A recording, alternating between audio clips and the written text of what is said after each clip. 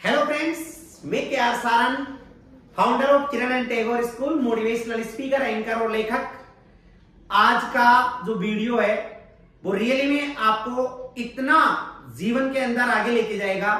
इन 6 points को, 6 बातों को यदि आपने जीवन में उतार लिया तो आप जिंदगी में रोडपति से करोड़पति बन के रहोगे, मान के चलिए। और हमने कोशिश किया है कि इनको एक कहानी के माध्यम से आप लोगों तक पहुंचाऊं, जिससे कि हो सकता है वीडियो थोड़ा लंबा भी हो जाए, लेकिन अंत तक देखें, आपको इतना आनंद आएगा और साथ में आपके जीवन को इतना इंप्रेसिव करेगा कि आप इसको शेयर किए बिना रह ही नहीं सकते, ये मैं गारंटी दे सकता हूं। तो आइए बिना समय गवाए हम बढ़ते हैं अपने इन पॉइंट्स की तरफ इस कहानी के माध्यम से। एक युवक था जिसकी मां खत्म हो जाती है, अर्थात वो एक सौतेला बच्चा था। पिताजी ने यह सोचकर कि अपन दूसरी मां ले आते हैं, ये बच्चे का पालन पोषण अच्छे तरीके से कर लेगी और अपना बच्चा बड़ा भी हो जाएगा, दूसरी शादी कर ली। लेकिन यहां पर बच्चे का दुर्भाग्य समझिए कि वो जो मां आई वो उसके साथ ऐसा व्यवहार करती थी कि किसी भी एंगल से उसकी मदद होने के बजाय उसकी जिंदगी में स्ट्रेस, उसकी जिंदगी में हर परेशानी। लेकिन एक क्वालिटी जो उस बच्चे में थी वो ये थी कि समय के साथ जैसा ही वो बड़ा हुआ, पास में एक आश्रम था, उसके अंदर जाया करता था और संत महात्माओं की संगत किया करता था।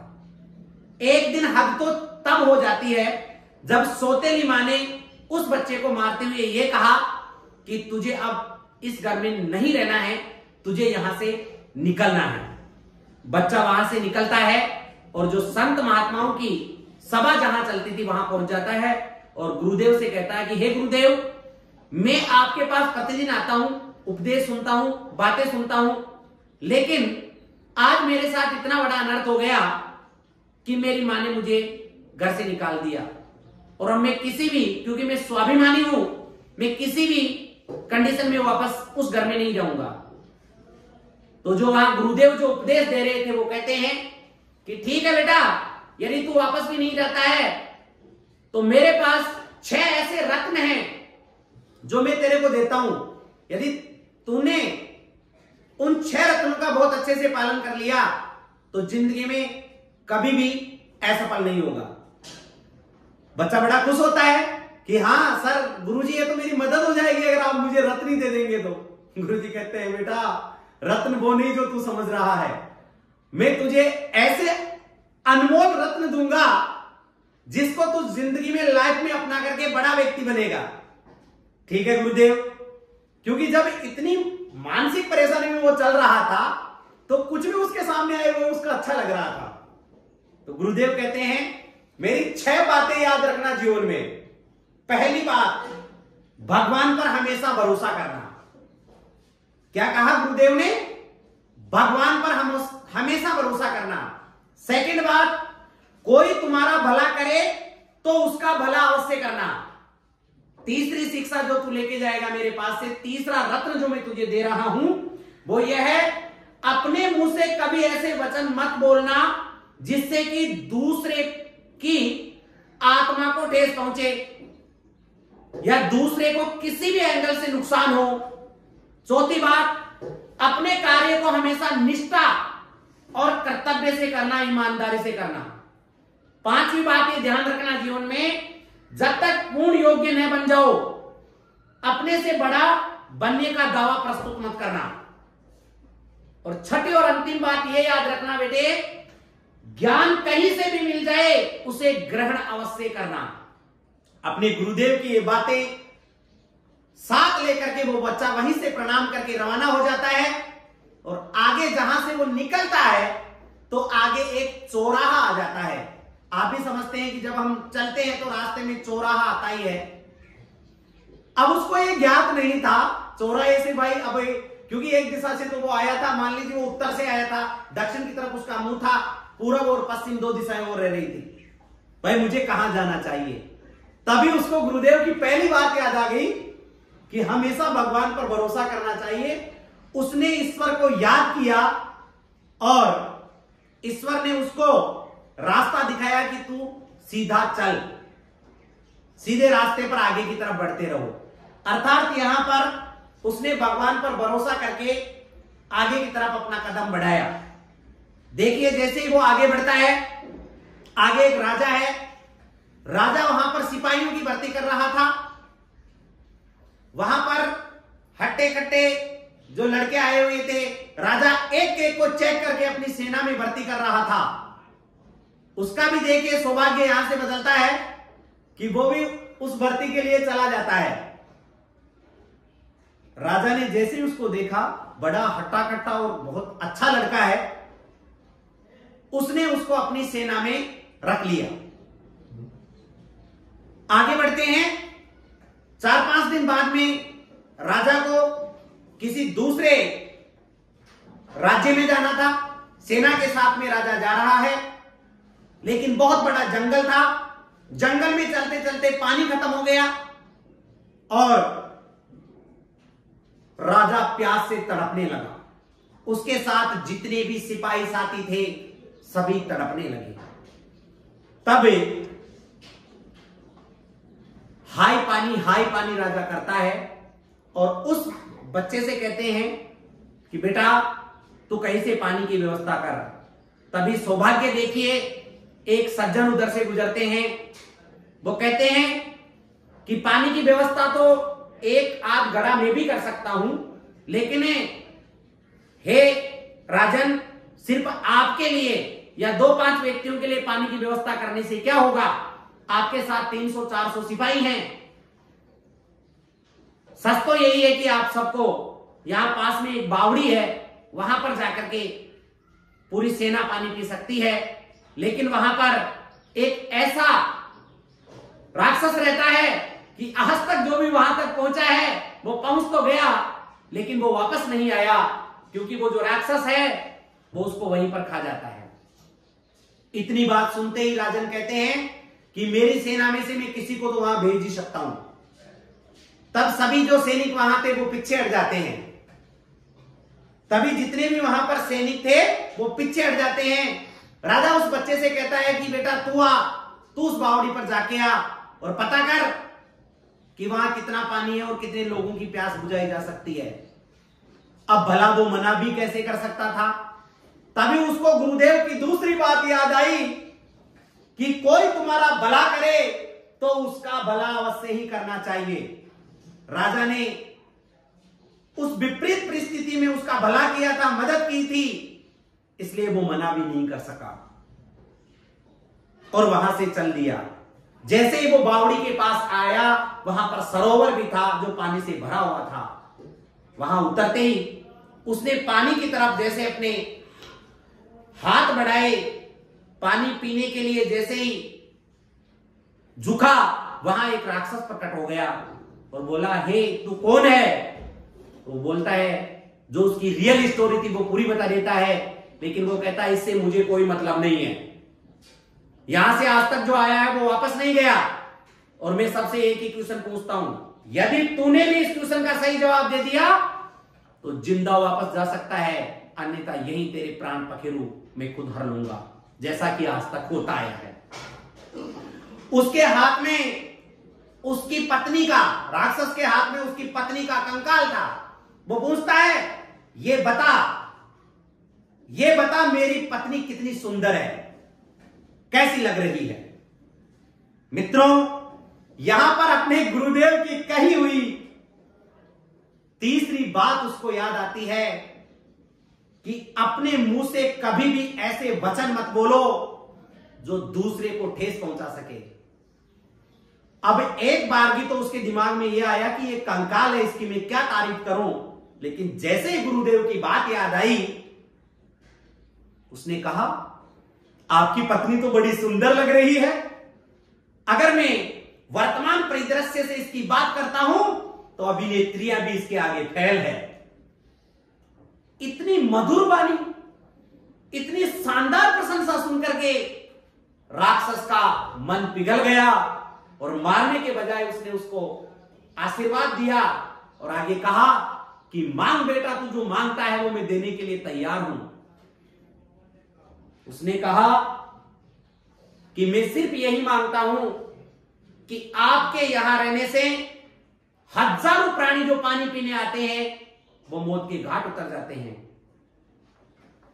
हे राक्षस देवता, आप यहां से अपना स्थान छोड़ के दूसरी जगह चले जाइए, जिससे आने वाले समय में कोई मौत नहीं हो।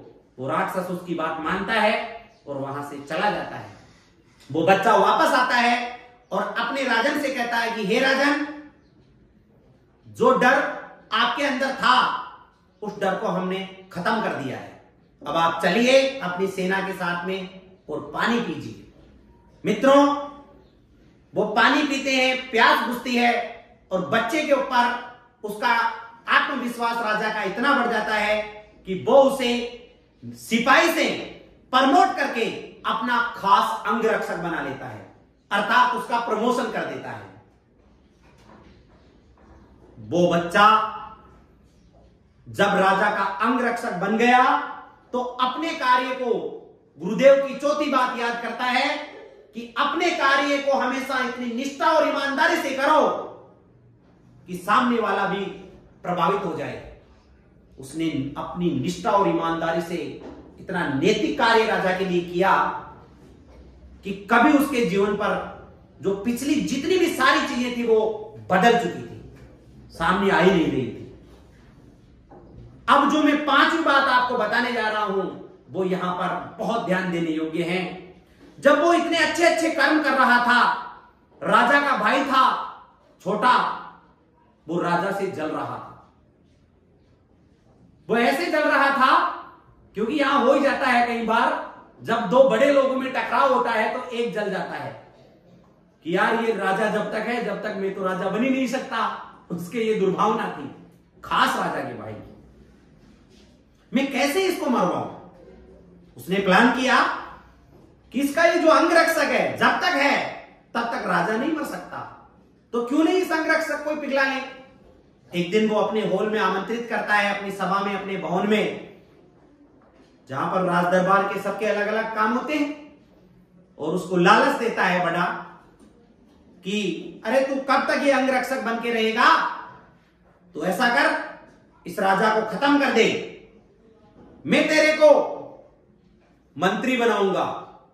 यहां तक लालच देता है, मैं तेरे को आधा राज्य दे दूंगा। लेकिन वो बच्चा काफी सोचने विचारने के बाद में अपने गुरुदेव की बताई हुई पांचवी बात जो उसको याद आती है कि जब तक पूर्ण योग्य न बन जाए, अपने से बड़ा बनने का दावा मत करना। अरे मैं कहां योग्य हो गया, मैं आधा राज्य कहां ले सकता हूं। उसके विचार, उसके गुरुदेव के विचारों ने उसको अंदर तक झकझोर दिया, और उस जो राजा का छोटा भाई था उसको उन्होंने कहा कि हे राजन के भाई, मैं कभी भी राजा की हत्या नहीं करूंगा, चाहे मुझे आप रखें या नहीं रखें। अब देखिए यहां से कहानी कैसे बदलती है। यह बात उसके भाई को चुभ गई कि इसने अगर उसको मारा नहीं तो ये कहेगा जरूर जाकर के कि आपका भाई ये साजिश रच रहा था। अब कहीं ना कहीं इसको मरवाना जरूरी है। ये गलत विचार उसके थे, उसने साजिश रची, तो मैं इसको मारूं कैसे।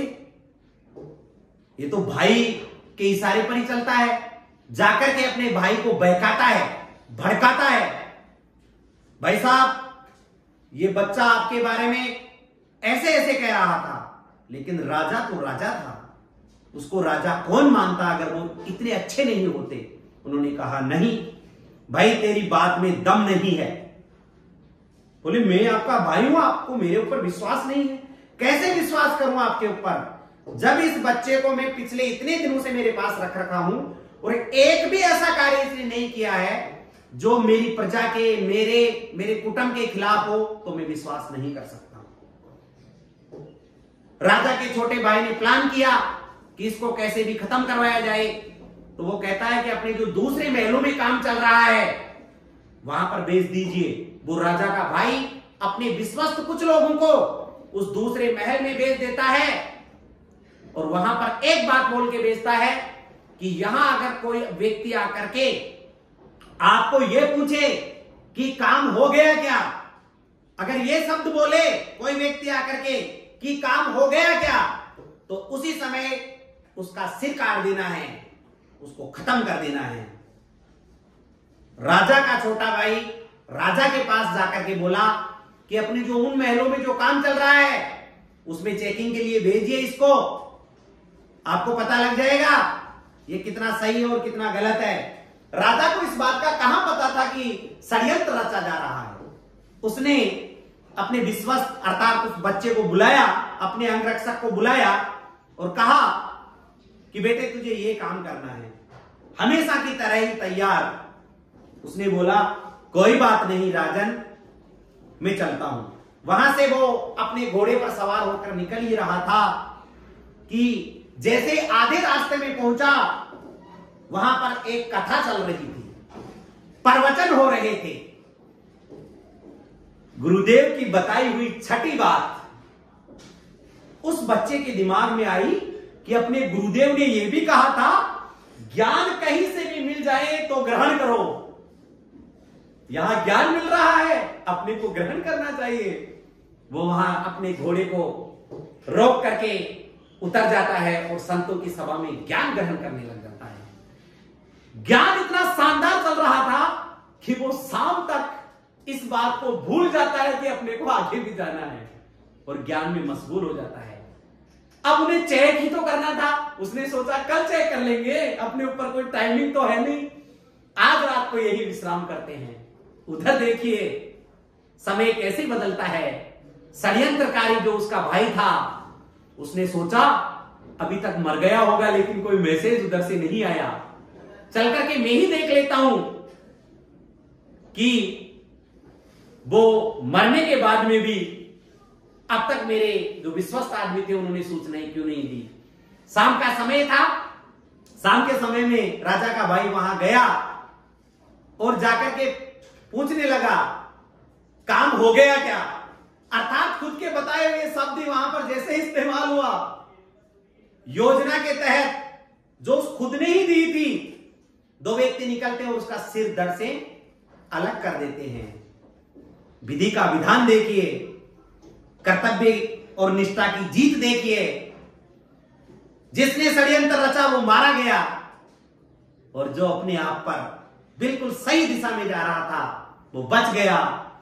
दूसरे दिन सुबह जब वो बच्चा वहां पहुंचता है और राजा तक एक खबर जाती है तो वो बच्चा सारी बात बता देता है। और यहां से राजा ने कहा जो मेरे खुद का वंश का था, जो मेरा भाई था, वो मुझे मारना चाहता था, और जो दूसरा वंश है उसने मेरी मदद की। इससे राजा प्रभावित होकर के अपनी पुत्री का विवाह उस बच्चे के साथ कर देता है। मित्रों, यह न केवल कहानी है, यह आपके जीवन में एक बहुत बड़ी सीख देने वाली कहानी है। और गुरुदेव के आशीर्वाद से वो बच्चा इन 6 पॉइंट्स को अपनाते हुए रोडपति से करोड़पति बन जाता है। शिक्षा यही है कि आप भी जीवन में, क्योंकि मैंने खुद ने भी इन पॉइंट्स को अपने जीवन में अपनाया है और आज गरीबी के जीवन से यहां तक पहुंचा हूं। मैं चाहता हूं जिस प्रकार से हम जैसे लोग आगे बढ़ रहे हैं, आप भी इन पॉइंट्स को अपना करके जीवन को बदल सकते हो। 6 ऐसी आदतें जो आपके सामने शेयर हुई, इसको ज्यादा से ज्यादा लोगों तक पहुंचाएं, चैनल को सब्सक्राइब करें और कमेंट्स भी अवश्य करें। और यदि आपको प्रभावित किया है, आपके जीवन में ये बातें अपनाने के बाद आप मानते हो इस बात को कि हम वास्तव में प्रोग्रेस करेंगे, तो मुझे ज्यादा से ज्यादा लाइक मिले, मैं एक और मोटिवेटेड वीडियो बनाने के लिए तैयार हूं। जय हिंद दोस्तों।